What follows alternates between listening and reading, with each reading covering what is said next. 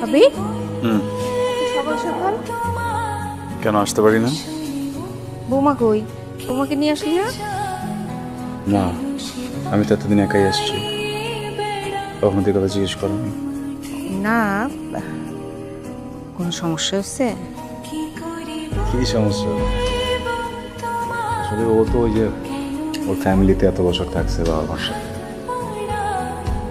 আসতে চাচ্ছিল, আমাকেও জোর করছে আমি যেন ওকে নিয়ে আসি, কিন্তু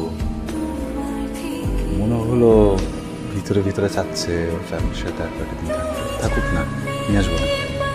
আচ্ছা বসো। আরে ভাই, এটা কোনো কথা?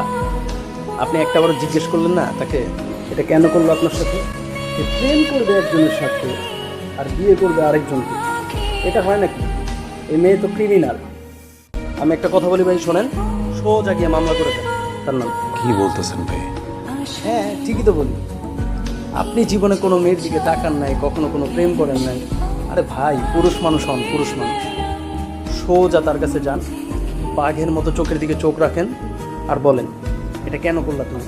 তুমি বলার দরকার নেই, তুই করে বলেন এটা কেন করলি তুই।